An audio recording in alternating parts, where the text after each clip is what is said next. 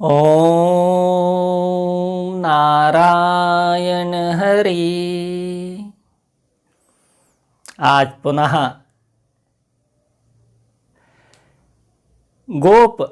गोपाल प्रभु की असीम कृपा से कार्तिक मास में अष्टम दिवस की कथा सुनने का सौभाग्य हम सबको प्राप्त हो रहा है। आज के दिन हम एकादश अध्याय की कथा का सभी मिलकर के श्रवण करेंगे। इसमें गृहस्थ आश्रम की श्रेष्ठता को सिद्ध किया गया है। 6 प्रकार के भिक्षुक जो कि गृहस्थ आश्रम पर ही आधारित है, उनका निरूपण होगा और साथ में गृहस्थ आश्रम की जो धुरी है, जो मुख्य बिंदु है, जो अर्धांगिनी धर्मपत्नी माँ कही जाती है, वो जो स्त्री है, स्त्री के महत्व को भी दर्शाया जाएगा। अतः मेरा आप सबसे निवेदन है कि आप सावधान होकर के सुने। अथ एकादशो अध्यायः। नारद उवाच भगवन् व्यासो वसिष्ठश्च गृहस्थं समपूजयन् तत्केन हेतुना ब्रह्मेण तद्विस्तरतो वद। ब्रह्मोवाच शृणु विप्र प्रवक्ष्यामि गृहस्थो येन पूज्यते पितरो मनवो देवा ऋषयः पर्युपासते गृहस्थमेव सततं तस्माज्ज्येष्ठो गृहाश्रमी यथा गंगादयो नद्य समुद्रे यान्ति संस्थितं तथा गृहस्थमासाद्य सर्वे संयान्ति स्थितम्।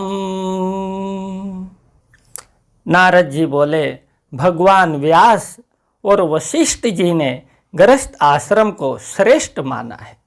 हे ब्राह्मण, मुझसे विस्तार पूर्वक कहिए। ब्रह्मा जी बोले, हे ब्राह्मण सुनो, मैं बताता हूँ कि गृहस्थ आश्रम क्यों पूजनीय है। पितर, मनुष्य, देवता और ऋषि, देखिए 4, पितर, मनुष्य, देवता और ऋषि, ये सभी गृहस्थ आश्रम से ही आश्रय पाते हैं। अगर गृहस्थ आश्रम ना हो तो पितरों को अर्घ्य कौन देगा। जो मनुष्य हैं, जो कि भिक्षुक के रूप में, सन्यासी के रूप में विचरण करते हैं, उनका आश्रय उनको कौन मतलब कि सहयोग देगा। देवताओं का यजन कौन करेगा। और ऋषि मुनि जो हैं, जो कि अपने अनुसंधान में लगे हुए हैं, जग के कल्याण में लगे हुए हैं, इस सृष्टि के जो रहस्य हैं उनको उद्घाटित करते हुए आत्म कल्याण के क्या क्या मार्ग है, उस कार्य में जो साधनारत हैं, तो उनको सहयोग कौन प्रदान करेगा। उनके जीवन निर्वाह के लिए जो आवश्यक वस्तुएं हैं उनको कौन उपलब्ध कराएगा। ये सब तो गृहस्थ से ही संभव है। इसलिए ये सभी गृहस्थ आश्रम से ही आश्रय पाते हैं, ये ब्रह्मा जी कह रहे हैं। जिस प्रकार गंगा आदि नदियाँ समुद्र में जाकर स्थित होती हैं, उसमें विलीन हो जाती, उसमें समा जाती हैं और वहाँ पर जाकर के उन्हें सब प्रकार से मतलब निश्चिंतता होती है, उसी प्रकार सभी लोग गृहस्थ आश्रम का आश्रय प्राप्त करते हैं। जिस प्रकार सभी जीव अपनी माता के आश्रय से जीवित रहते हैं, उसी प्रकार सभी आश्रम गृहस्थ का ही आश्रय लेते हैं। ब्रह्मचारी हो, यति, विद्यार्थी हो, गुरु पूजक, यात्री हो या क्षीण वृत्ति वाला अर्थात भिक्षुक हो, ये 6 प्रकार के भिक्षुक कहे गए हैं। देखिए 6 प्रकार के भिक्षुक कौन कौन से हैं। ब्रह्मचारी, यति, विद्यार्थी, गुरु पूजक, यात्री, क्षीण वृत्ति। तो ये 6 प्रकार के भिक्षुक कहे गए जो कि गृहस्थ आश्रम के सहारे ही जीवित रहते हैं। पृथ्वी पर सभी आश्रमों का विश्राम स्थल गृहस्थ आश्रम ही है, जिसके द्वार पर देवता, पितर तथा मनुष्य दोपहर के समय याचक की भांति घूमते रहते हैं। ब्रह्मा जी ने कहा, है पुत्र सुनो, मैं तुमसे एक पवित्र पौराणिक कथा कहता हूँ, जो गृहस्थ आश्रम की महात्म्य की सूचक, इसकी महानता कितनी है और इसके गृहस्थ आश्रम के कारण ये कितना पुण्यवर्धक है। हम अपने अपने गृहस्थ में रह करके कितना बड़ा पुण्य प्राप्त कर सकते हैं, इससे हमें यह पता चलेगा। हे ऋषिवर, जिसके कारण गृहस्थ आश्रम को श्रेष्ठ ठहराया गया है, उस प्राचीन इतिहास को मैं कहता हूँ। हे मुनि, ब्रह्मा जी कह रहे हैं नारद जी को, हे मुनि, राजा तथा ब्राह्मण के बीच हुए विवाद को सुनो। राजा उत्तानपाद का उत्तम नाम का एक पुत्र था। अब ये उत्तानपाद कौन है? स्वयंभू मनु के दो पुत्र हुए, प्रियव्रत और उत्तानपाद। तो ये उत्तानपाद जो हैं उनका भी दो पुत्र हुए, जो कि उत्तम, और दूसरे ध्रुव की कथा तो जग विख्यात है। तो ये जो उत्तम हैं, तो उत्तम नाम के इनके पुत्र था। वे सुरुचि का पुत्र महाबली, पराक्रमी तथा शत्रु मित्र पुत्र एवं स्त्री को समदृष्टि से देखने वाला धर्मज्ञ था। हे महामुनि, वे दुष्टों के लिए अति दुष्ट तथा सज्जनों के लिए अति सज्जन था। उसने बहुला नामक स्त्री से विवाह किया था। बहुला उत्तम की अर्धांगिनी थी। उत्तानपाद का वह पुत्र तथा उसकी पत्नी इंद्र और इंद्राणी की भांति सुखपूर्वक रहते थे तथा परस्पर अत्यंत गृहस्थ आश्रम में जैसे प्रेम होता है उस तरह से प्रेम करते थे। जिस प्रकार चंद्रमा रोहिणी को प्यार करते हैं, उसी प्रकार वे भी एक दूसरे से स्नेह करते थे। राजा ने अपनी सुंदर पत्नी की आंखों में अपनी आंखें, हृदय में हृदय तथा शरीर से शरीर लगा रखा था। देखिए, उत्तम जो है इतने सुंदर राजा हैं, लेकिन अब एक अवगुण उनके अंदर आ गया। अवगुण का कारण क्या है, अब देखिए आगे पता चलेगा। एक बार राजा उत्तम मद्यपान यानी कि शराब का सेवन कर रहे थे और नर्तकियां जो अपना नृत्य दिखा रही थी और उनके साथ में उनकी रानी भी बैठी हुई थी, और उन्होंने जो है अपनी रानी को मद्य यानी शराब पीने के लिए कहा, लेकिन रानी ने जो है उसे पीने से अपना मुंह फेर लिया। तो राजा को, क्योंकि मद्यपान कर रहे थे, मद्य का नशा चढ़ा हुआ था, और उन्हें लगा कि नर्तकियों के सामने मेरे आग्रह को मेरी रानी ने मतलब ठुकरा दिया, तो उनकी मति जो है भ्रष्ट हो गई। उन्होंने द्वारपाल को पुकार कर ये आज्ञा दी कि इस मेरी स्त्री को वन में ले जा करके छोड़ दो, क्योंकि इसने मेरी आज्ञा का पालन ना करके मेरा अपमान किया है, मेरे वचनों पर इसने कोई विचार नहीं किया है। सारथी रोती हुई रानी को रथ में बिठाकर घोर जंगल में छोड़ाया, परंतु इस घटना के बाद राजा भी उस रानी की चिंता में व्याकुल हो गया और उसने दूसरा विवाह भी नहीं किया, क्योंकि जब शराब का नशा उतरा तो पूरा होश आ गया। फिर लगा कि अरे मैंने ये क्या कर दिया, मेरी पत्नी कहाँ चली गई, तो वो व्याकुल हो गया। देखिए, मद्यपान करने वालों के साथ, जो शराब का सेवन करते हैं उनके साथ यही होता है। जब वो मद्यपान कर लेते हैं, शराब का सेवन कर लेते हैं, तो उनके जैसा शूरवीर वो जो हैं ट्रंप बन जाते हैं, वो जो हैं देश के प्रधानमंत्री तक उस नशे के चूर में बन जाते हैं। लेकिन और जैसे ही नशा उतरता है तो पुनः वो अपने धरातल पे आ जाते हैं, अपने किए पर वो मन ही मन पश्चाताप भी करते हैं। वह अपनी सुंदर रानी की चिंता में दिन रात चिंतित रहता था और अपने राज्य और प्रजा का धर्म पूर्वक पालन भी करता था। एक दिन उस प्रजापालक राजा के समक्ष एक ब्राह्मण ने आकर अपना दुख कहना आरंभ किया। देखिए अब कैसे परिवर्तन आएगा कथा में। ब्राह्मण बोला, है राजन, मैं बहुत दुखी हूँ, मेरा कष्ट सुनिए। कोई व्यक्ति मेरी स्त्री को ले गया है, आप उसे वापस ला दीजिए। राजा ने कहा, है ब्राह्मण, आपकी पत्नी को कौन हर ले गया और वह कहाँ है, मैं उसे कहाँ ढूंढूं और कहाँ से लाऊं। ब्राह्मण बोला, हे राजन, द्वार बंद करके घर में सोते समय मेरी स्त्री को कौन हर ले गया ये मैं नहीं जानता हूँ। हे राजन, आप प्रजा की आय का 6वां भाग लेते हैं, अतः उसके रक्षक भी आप ही हैं। यहाँ ये ध्यान देने योग्य की बात है, हमारे देश के राजा, हमारे प्रधानमंत्री एक राजा के समान ही हैं और हम सरकार को, शासन को कर देते हैं, तो हमारी सुरक्षा करना, हमारा पालन करना, हमारा पोषण करना, यह शासन का दायित्व है, राजा का दायित्व है। और ये प्राचीन काल से ये परंपरा चली आ रही है। इसी कारण सब लोग रात्रि में निश्चिंत होकर के सोते हैं। राजा ने कहा, मैंने कभी आपकी स्त्री को तो देखा ही नहीं है, ना मैं उन्हें जानता हूँ ना पहचानता हूँ। वे ब्राह्मणी किस आयु और स्वभाव की है? ब्राह्मण ने कहा, वे कल्याणी कठोर वचन बोलने वाली है, बहुत लंबी, छोटे हाथ तथा पतले मुंह वाली, लंबे दांतों वाली तथा देखने में बड़ी विकराल है। वे घने केसों वाली तथा गहरे काले रंग की है। हे राजन, मेरे पास आए हुए उसे थोड़ा समय ही हुआ था। अपनी ऐसी पत्नी की मैंने कभी निंदा भी नहीं की। राजा बड़े आश्चर्य में हो गए। राजा बोले, हे ब्राह्मण, तुम ऐसी स्त्री को रखकर क्या पाओगे? हम तुम्हें एक अन्य अच्छी पत्नी देंगे।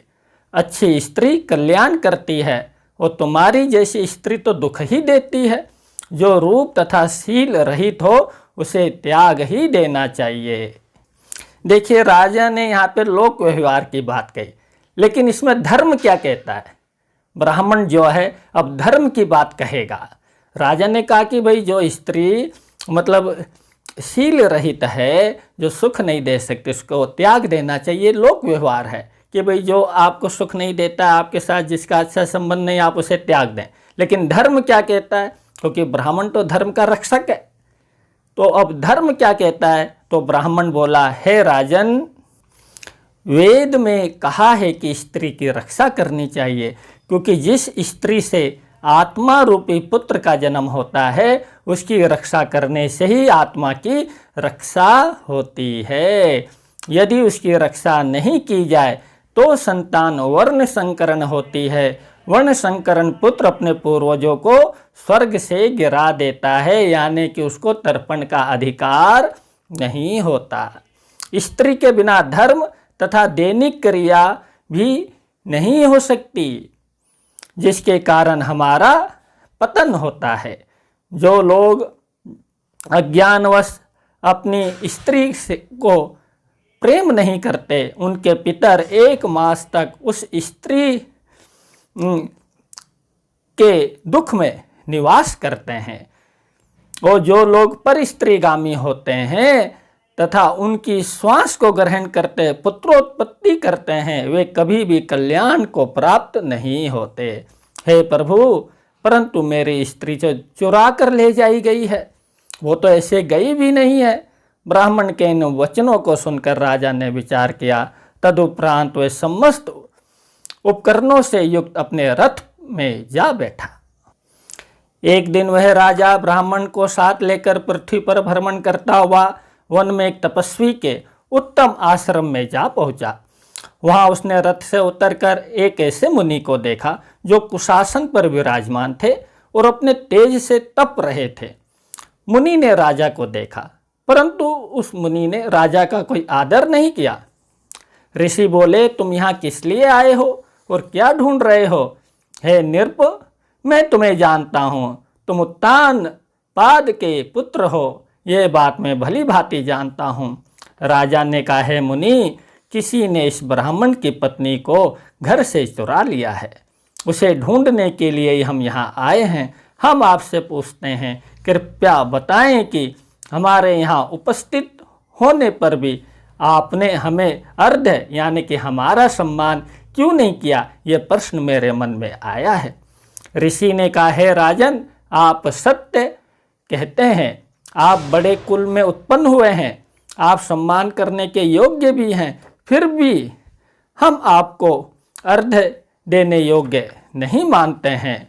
अब क्यों नहीं मानते? देखिए ऋषि कह रहे हैं, मुनि कह रहे हैं, अब उनको ये राजा उत्तम को कह रहे हैं, क्योंकि आपने अपनी विवाहिता पत्नी को त्याग कर महावन में छुड़वाया है, अतः आपका धर्म भी आपकी पत्नी के त्याग के साथ समाप्त हो गया है।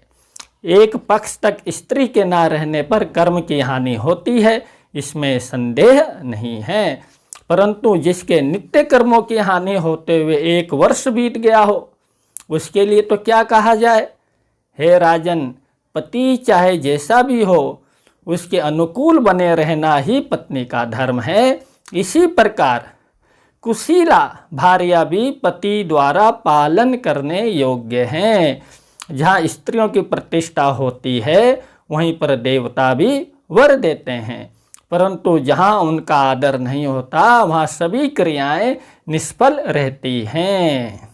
देखिए, हम बार बार सुनते हुए आ रहे हैं कि स्त्री को पति की आज्ञा का पालन करना चाहिए, स्त्री को पति का अनुगामी होना चाहिए, स्त्री को पति की सेवा करनी चाहिए। लेकिन इसमें एक बात और कही गई है कि जो सब कर्म स्त्री को करने चाहिए, वही सब कर्म पुरुष को भी स्त्री के लिए दायित्व का उस तरह से निर्वाह करना चाहिए, चाहे वो देखने में, समझने में किसी भी भांति हो। पुरुष से बेशक पुरुष उसे अपने से कम गुण वाला समझता हो, कम बुद्धि वाली समझती हो, कम रूपवान हो, तो भी वो उसको जो पत्नी से अपेक्षा की गई है, वही पति से भी अपनी पत्नी के लिए अपेक्षा की गई है। इस कथा में स्पष्ट निर्देश है।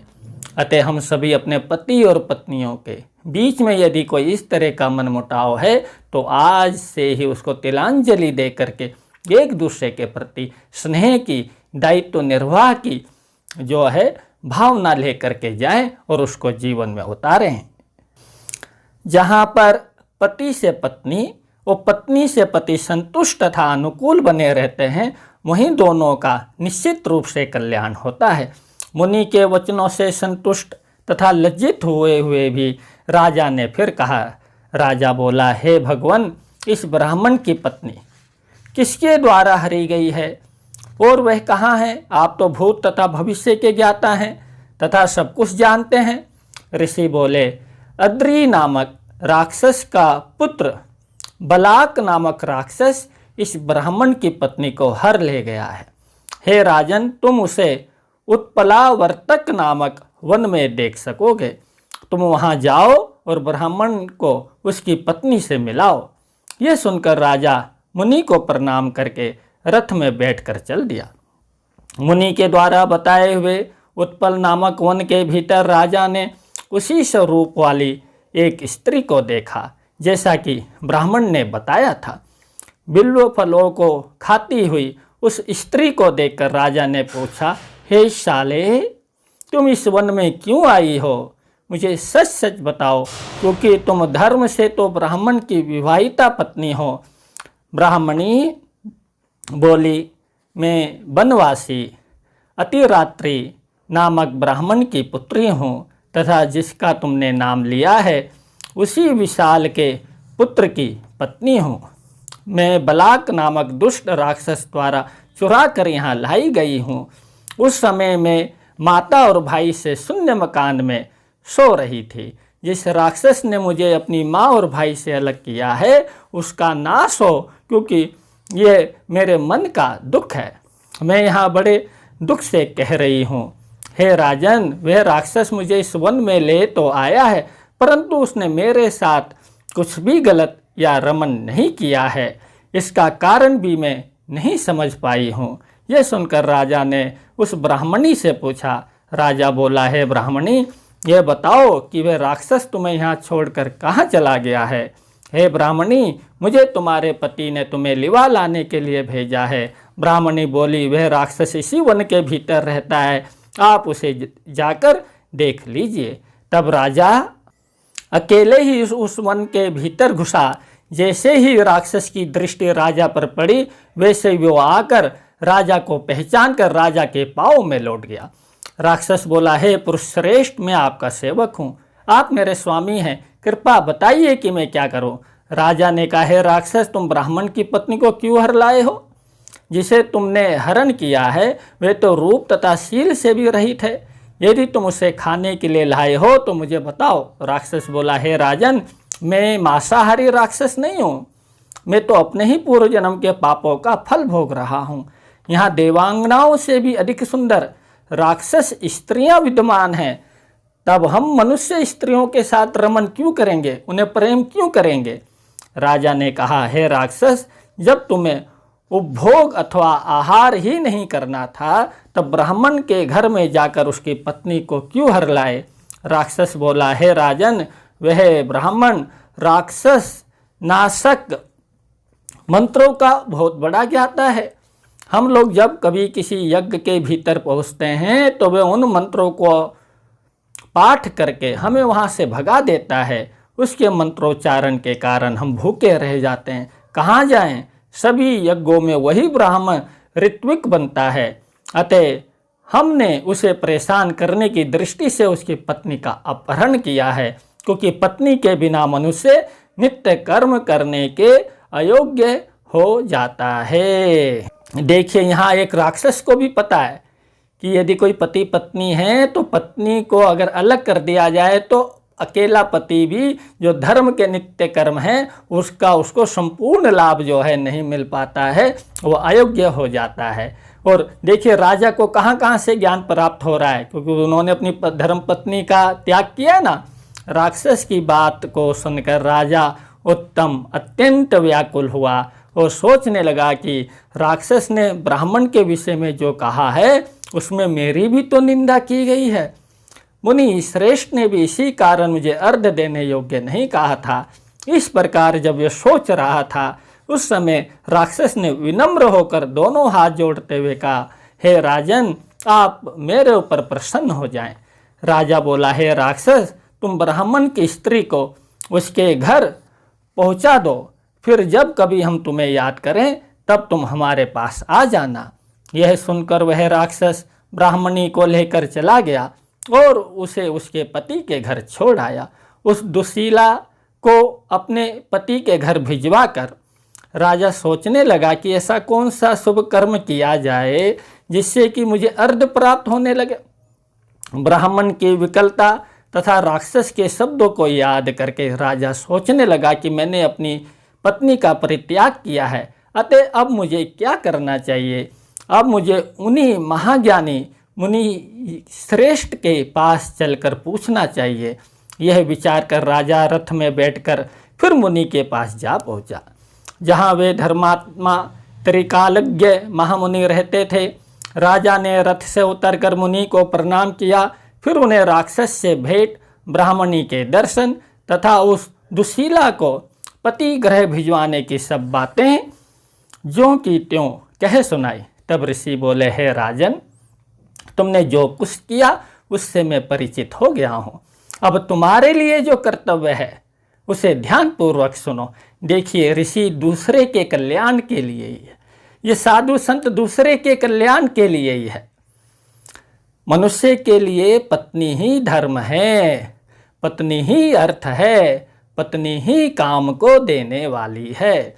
उसे छोड़ देने पर अपना धर्म ही छूट जाता है। पत्नीहीन मनुष्य इस लोक तथा परलोक में दुख पाता है। जिस प्रकार स्त्रियों के लिए पति त्यागने योग्य नहीं है, उसी प्रकार पति के लिए भी स्त्री त्यागने योग्य नहीं है। देखिए, इसमें दोनों का बताया गया, ना स्त्री पति को त्यागे, ना पति स्त्री को त्यागे, नहीं तो जो है जीवन जो है दुखमय हो जाता है।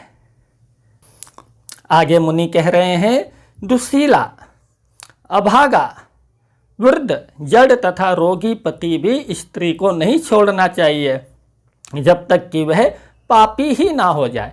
यदि पति पापी हो गया है, मतलब राक्षस बन गया है, तो बात अलग है। अन्यथा वो बीमार है, वो जो है अभागा है, गरीब है, वृद्ध हो गया है, रोगी है, तो ये बहाना करके, जैसे कि आजकल ये हो जाता है, बहुत दुख का विषय है। तो इन बातों से पति का त्याग नहीं करना चाहिए। इसी प्रकार दुशीला हो, कर वाणी में बोलती हो, वृद्धा हो गई हो, रोगनी हो, या मृत संतान को जन्म देती है, यानी संतान को देने वाली नहीं हो, तो भी उस स्त्री को पति द्वारा त्यागने योग्य नहीं है। मतलब ऐसी स्त्री को भी ऐसी स्त्री को पति को नहीं त्यागना चाहिए। पति को ऐसी स्त्री को अपने पास, अपने स्नेह में, अपने संरक्षण में रखना चाहिए। ये दोनों तरफ से ये बातें कही गई हैं। जब तक कि वह पत्नी, वह स्त्री वह भी चारिणी ना हो, यानी कि वो जब तक, अगर किसी स्त्री का पतन हो गया है और उस तरह का स्वरूप हो गया है तो ये बात एक अलग है। लेकिन किसी कारणवश, किसी रोग के कारण, किसी और की भी संतान नहीं हो रही, आजकल तो संतान ना होने के कारण कितने कष्ट और दुख दिए जाते हैं, पहले से चला आ रहा है। इसमें बदलो, अपने इस विचार को बदलो, नहीं तो धर्महीन हो जाओगे, आधा धर्म रह जाएगा, सुख नहीं पाओगे। ये स्पष्ट इसमें, इस कथा के माध्यम से हमको संदेश दिया जा रहा है। राजा ने कहा, हे भगवान, अब मैं अपने कर्मों के प्रायश्चित के लिए क्या करूं? इन दिनों तो मैं जो कुछ भी करता हूं उसमें मेरा मन दुखी ही बना रहता है। मैंने अपनी पत्नी को वन में भिजवा दिया था, पता नहीं वे कहाँ गई। वन में उसे किसी सिंह, व्याघ्र अथवा निशाचर ने तो नहीं खा लिया? ऋषि बोले, हे राजन, उसे किसी सिंह, व्याघ्र अथवा राक्षस ने नहीं खाया है। वे पाताल में रह रही है तथा अभी तक पतिव्रता है। राजा ने कहा, उसे पाताल में कौन ले गया तथा वह अभी तक पवित्र कैसे है? हे ब्राह्मण, इस अद्भुत विषय को मुझे बताइए। ऋषि बोले, पाताल में शातपोतक नामक एक नागराज रहते हैं। उन्होंने तुम्हारी पत्नी को जंगल में भ्रमण करते हुए देखा था। तब वे रूप मद से गर्वित तुम्हारी पत्नी को बिना किसी माया के स्नेहपूर्वक अपने साथ पाताल लोक में ले गए। हे राजन, उस नागराज की पुत्री का नाम नंदा है। उसने तुम्हारी पत्नी को अपने अंतपुर में गुप्त रूप से रख छोड़ा है।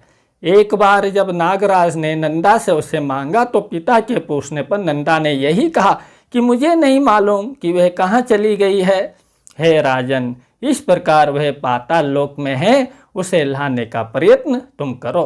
तुम वहां जाओ और उसे लाकर धर्मपूर्वक पृथ्वी का पालन करो। पत्नी की सहायता से तुम सभी धार्मिक क्रियाओं को संपन्न करना और संपन्न कर सकते हो। मुनि द्वारा कहे गए वचनों को सुनकर राजा रथ में बैठकर अपने नगर को लौट आया। नगर में लौटने के बाद उसने ब्राह्मण को अपनी पत्नी सहित प्रसन्नतापूर्वक रहते हुए देखा। वह बुद्धिमान ब्राह्मण प्रसन्न होकर बोला।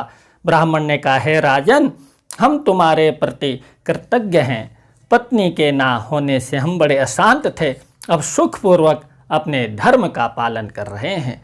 राजा ने कहा, हे द्विश्रेष्ठ, आप अपने धर्म का पालन करके कृतार्थ हुए, परंतु दुख तो उन्हें हैं जिनके घर में पत्नी नहीं है। ब्राह्मण से इस प्रकार कहकर राजा ने विचार किया और फिर महाबलशाली सत्यसंध बलाक राक्षस का स्मरण किया। स्मरण करते हुए राक्षस राजा के समीप आकर प्रणाम करते हुए बोला, आज्ञा दीजिए, मैं क्या करूं?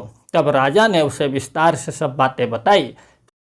फिर वह राक्षस पाताल से राजा की पत्नी को ले आया। राजा की पत्नी ने जब अपने पति को देखा तो प्रसन्न होकर बोली, हे महाराज, आप प्रसन्न तो हैं, आप ठीक ठाक तो हैं। तदुपरांत राजा भी आनंदित होकर अपनी पत्नी के साथ रमण करते हुए स्वर्ग से भी बढ़कर सुख का उपभोग करने लगा। राजा अपनी पत्नी को धर्म तथा कर्म में सहायक समझने लगा। ब्रह्मा जी ने कहा, हे देवर्षि, मैंने तुमसे गृहस्थ आश्रम का महात्म्य विस्तार पूर्वक कहा है, अब तुम और क्या सुनना चाहते हो, बताओ। इति श्री पद्म पुराणे कार्तिक महात्म्ये गृहस्थाश्रम वर्णनम नाम एकादशो अध्यायः। इति श्री पद्म पुराणे कार्तिक मास महात्म्य में गृहस्थ आश्रम वर्णन नामक 11वां अध्याय समाप्त हुआ। देखिए आज की कथा कितनी आनंददायक रही। आज की कथा में अपने गृहस्थ जीवन को कैसे स्वर्गमय, कैसे आनंदमय हम बना सकते हैं, अनेकों उदाहरण सहित ये जो है बात हमें बार बार मतलब एक ही अध्याय में अनेक कथाओं के माध्यम से इसको समझाने का प्रयास किया गया। हरि की कृपा से हमारा मन निर्मल होकर के हमने इस कथा को आत्मसात किया ही होगा और हमारे मन के भाव अवश्य ही परिवर्तित हुए होंगे। अतः गृहस्थ आश्रम की जो नींव है, पति और पत्नी दोनों ही एक समान है, तो दोनों एक दूसरे का सम्मान करें। रंग रूप गुण स्वभाव को अलग करके ये मेरी अर्धांगिनी है, ये मेरे स्वामी है, इस भाव से और इसी से ही हमारे धर्म का पालन होगा। धर्म का पालन होगा तो हमारा कल्याण होगा। ऐसी भावना से गृहस्थ आश्रम को आनंदमय बनाए। इस कथा की आनंददायकता को स्मरण करते हुए हमें और आप सबको भगवान आनंद प्रदान करें। तो आज की जो ये कथा है यहीं पर हम इसको विराम देना चाहेंगे और कल की जो कथा रहेगी 9वें दिन की कथा रहेगी और जिसमें 12वां और 13वां ये 2 अध्यायों की कथा का हम श्रवण करेंगे और एक में जो धर्मदत्त विष्णु भक्त उनकी कथा रहेगी और उसके बाद जो है महापापी घुम्रकेश की कथा और उसमें नवदा भक्ति का भी बहुत सुंदर वर्णन होगा। तो कल की कथा बड़ी आनंददायक होगी। हरि की अब आज्ञा हो चुकी है। आज की कथा को यहीं विराम देते हुए ओम नारायण हरि